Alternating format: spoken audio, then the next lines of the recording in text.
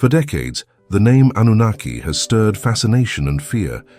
Were they gods, ancient astronauts, genetic engineers of humanity? Popular theories trace their origins to the Sumerian tablets, some of the oldest written records on Earth, where they are described as powerful beings who descended from the sky. But what if there's more to the story? What if the true nature of the Anunnaki was known not just to the Sumerians, but to those who studied the hidden currents of human history?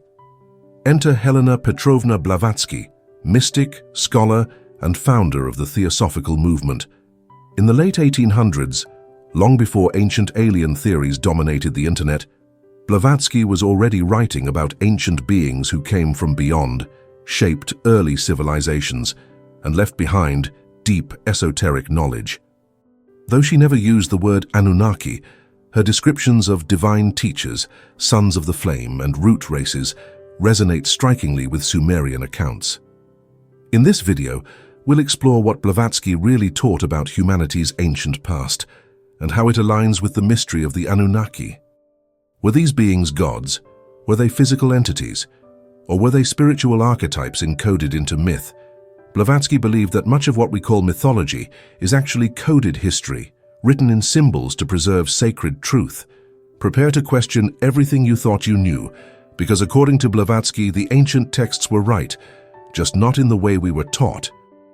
In The Secret Doctrine, Blavatsky speaks often of the sons of the flame, also called the Manasaputras, beings of great wisdom and light who descended to guide early humanity. She claimed these entities were not symbolic, but real. Not gods in the traditional sense, but advanced intelligences, some material, some semi-ethereal, who intervened in Earth's evolution when early humans were still spiritually dormant. Compare this to the Sumerian description of the Anunnaki, powerful sky beings who came from above, gave laws, shaped civilization, and altered the course of human development. The similarities are hard to ignore. Blavatsky described the early races of humanity as lacking the fire of mind. They were physical but not yet truly self-aware. Then came the descent of the Manasaputras, who ignited the spark of consciousness within them. Sound familiar? Ancient Sumerian myths speak of the Anunnaki fashioning mankind, often using language of awakening or activating. So were Blavatsky's Sons of the Flame just another name for the Anunnaki? Perhaps.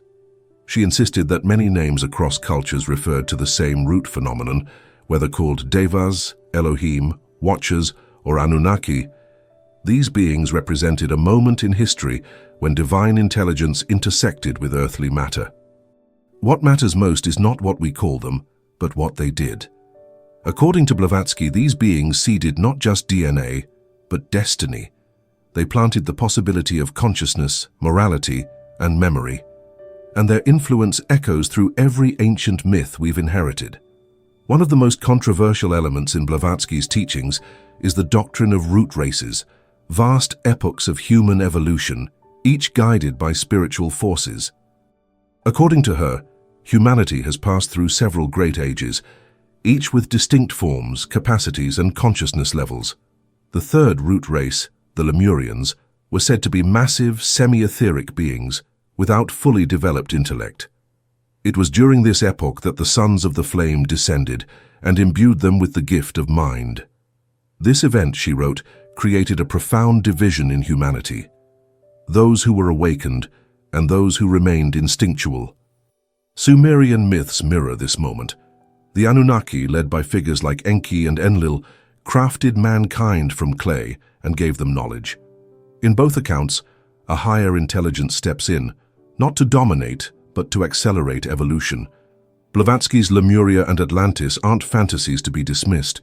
She believed they were lost civilizations swallowed by time, but whose influence remains encoded in myth, architecture, and DNA. The gods of old were not gods at all, she claimed, but advanced beings working within karmic law, helping humanity awaken, and sometimes failing. Whether you call them Anunnaki or Sons of Flame, the idea remains. Humanity did not evolve alone. We were helped, perhaps manipulated, but also elevated. The timeline of our development is more layered, more guided, and more mysterious than modern science allows. In the Book of Enoch and other apocryphal texts, we encounter another version of the Anunnaki, the Watchers, angels who descended to earth, intermingled with humans, and transmitted forbidden knowledge. They were punished for this act, cast down from heaven, and their offspring became the giants and heroes of old. Blavatsky referenced these same beings in her writings, identifying them with the rebellious sons of the flame who chose to descend into matter out of compassion despite the warnings. She called them the Lords of Wisdom, but also acknowledged that their choice led to imbalance and pain. This fall was not a sin, but a sacrifice. The Watchers, or Anunnaki, did not fall because of pride, but because they chose to bring light into darkness. And in doing so, they entered into the karma of the physical world. Some became guides, others became corrupted. Blavatsky's view was nuanced. Not all who descended maintained their purity. Some succumbed to power, some lost their way. This, she believed, was the root of the dualistic nature of gods in mythology, beings of light who also cast shadows. So the Anunnaki may not be all good or all evil. They may be both, like us, mirrors of our potential, carriers of light, tempted by form. Their legacy is not one story, but many, and it continues through us. Blavatsky often warned against taking ancient myths literally. She believed that spiritual truths were encoded in stories, not as deception, but as protection.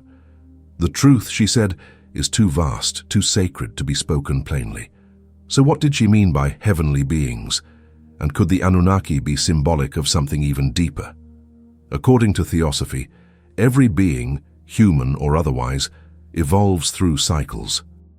Just as we pass through lifetimes, so too do planetary spirits. These gods in the ancient texts may be literal beings, yes, but they also represent aspects of cosmic consciousness. The Anunnaki may not have come in spaceships, but in waves of consciousness descending through planes, taking form through intention. They are the thoughts of the universe, clothed in light, made visible for a time, and we too are such thoughts. In this sense, the Anunnaki story, like the Sons of the Flame, is an allegory of initiation, a reminder that higher beings have always helped humanity evolve, that our suffering is not abandonment, but preparation. Blavatsky taught that divine intervention happens not in lightning bolts, but in ideas, dreams, intuitions, and symbols. The Anunnaki may have been real, they may have been spiritual, they may have been both. But either way, they point to the truth Blavatsky lived by, that we are never alone. One of the strongest connections between Blavatsky's teachings and the Anunnaki myth lies in the tablets themselves. The Sumerian cuneiform records, some of the oldest texts known, describe sky beings bringing knowledge in the form of tablets of destiny. Blavatsky too spoke of occult records, ancient wisdom encoded in stone, ether, and memory.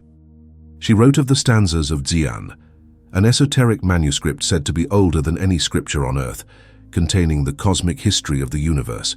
These tablets, whether literal or symbolic, represent the transmission of knowledge from higher to lower planes, from Anunnaki to man, from sons of flame to mindless humanity. What matters is not the physical tablet, but the message it carries. That truth was given, not invented. That sacred knowledge is our inheritance and our test. Blavatsky believed that many of these truths are reawakening now, as humanity prepares for a new cycle. The ancient texts were not lies, they were maps, and those who know how to read the symbols, remember, this is the question that divides scholars, mystics, and theorists alike. Were the Anunnaki advanced extraterrestrials, flesh and blood but from another world? Or were they luminous beings from higher dimensions, taking temporary form? Blavatsky offers a third view, that matter and spirit are one, just vibrating at different levels. In her cosmology, there is no hard line between physical and spiritual. Beings of light can take form, beings of form can evolve toward light. She described entities who could descend into dense matter, not with bodies like ours, but with projected forms, astral or semi-physical. Some did so to teach, others to rule, still others to experience the limitations of human incarnation. So yes, the Anunnaki may have walked among men, not as aliens in ships, but as beings of superior awareness who took on enough density to be seen, heard, even feared. Their technology may not have been machines, but consciousness itself. The ability to manipulate energy, matter, vibration. Magic from our perspective, memory from theirs. What matters is not how they arrived, but why, and what they left behind. Blavatsky wrote extensively about the lost continents of Lemuria and Atlantis, advanced civilizations that rose and fell long before recorded history. According to her, these were not myths, but real epochs, guided and influenced by higher beings. Could the Anunnaki have ruled these worlds? Could the ancient tales of sky gods descending to build cities, teach languages, and engineer new beings be echoes of Lemurian or Atlantean history? Blavatsky thought so. She suggested that in those times, the veil between dimensions was thinner. Humanity was closer to its source. The sons of the flame walked openly among men. And yes, some misused their power. Atlantis, she claimed, fell not from ignorance, but from pride. From the misuse of sacred knowledge. And in that fall we see the shadow of the Anunnaki, not as villains but as cautionary figures, guardians who failed, teachers who were worshipped, scientists mistaken for gods. The legacy of those beings lives in our bones, our myths, our longing for something we can't quite name. It whispers in dreams, in ruins, in questions, and Blavatsky believed it was returning. Blavatsky respected ancient wisdom, but she warned against idolizing the beings behind it. She believed that some gods remembered in myths were not benevolent. Some were egoic intelligences, feeding on worship, guiding humanity for their own purposes. She called them lower devas, or astral lords, not demons, but misaligned intelligences. Just as there are awakened teachers, there are false lights. Just as there are Anunnaki who uplift, there may be those who deceive. Her message was clear. Never surrender your inner authority. No matter how advanced a being appears, the true test is resonance. Truth uplifts, control diminishes. She urged seekers to develop discernment, to look beyond the mask. The real guides don't demand obedience. They awaken freedom. One of Blavatsky's most powerful teachings is this: we are not children of the gods, we are future gods in training. The Anunnaki, the sons of flame, the watchers, they were once like us. And we are becoming like them. Evolution is not just biological, it's spiritual. We are rising through planes of awareness, learning to wield thought, intention, and creation. And in that process, we are watched, guided, sometimes tested. We are not alone, but we are also not inferior. The time may come when we are the visitors, the mentors, the voices from the stars. And how we carry that future depends on how we remember our past. Blavatsky hinted subtly that the cycle would turn again. That those who once walked among us would return, not as saviors but as reflections. That the memory of the Anunnaki would rise not from the sky but from within. You don't need to wait for ships to land. You need to awaken the part of you that remembers. The flame, the mission, the truth. The return is not an arrival, it is a realization. In the end, Blavatsky didn't need the word Anunnaki to point us to the truth. She gave us something more powerful, the tools to understand the meaning behind the myth. The Anunnaki, the sons of flame, the watchers, they are echoes of a truth we've forgotten, that we are the bridge between the stars and the soil.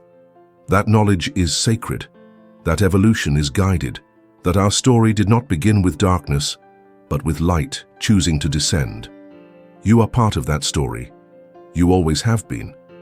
The stories of the Anunnaki, the sons of the flame, the watchers, they are not just about the past, they are codes for awakening. Blavatsky believed that what we externalize as gods, aliens, or lost civilizations are often aspects of ourselves we have forgotten. You are not meant to worship the Anunnaki. You are meant to recognize the spark of divinity they represent and claim it within yourself. That spark is your capacity to remember, to evolve consciously, to rise above instinct and fear, to walk with integrity and purpose. The Anunnaki were not saviors. They were catalysts, initiators, mirrors. and now it is your turn to become the flame that lights the path for others. Blavatsky taught that each human soul is on a path of return, back to its source but enriched by experience, purified by choice, and awakened through effort. You are not waiting to be chosen. You have already been chosen by existence itself. The question is, will you now choose yourself? So what is the truth about the Anunnaki? According to Blavatsky, the ancient texts were right, but encoded. The gods were real, but misunderstood. The past is not dead. It lives in us. The Anunnaki may not be hovering in orbit, but their legacy pulses in your intuition, your questions, your thirst for something beyond. You are not here to follow myths. You are here to complete them. To live as the next chapter of the human story, not as a victim of fate, but as a conscious co-creator of destiny. If this message awakens something in you, share your thoughts in the comments. What do you believe the Anunnaki truly were? Have you felt echoes of ancient memory in your life? And if you want more videos that decode the hidden teachings of Blavatsky, sacred texts and cosmic origins, subscribe to this channel, like the video, and share it with someone who walks the same path. The past is a key, the future is a door, and you are the one holding both.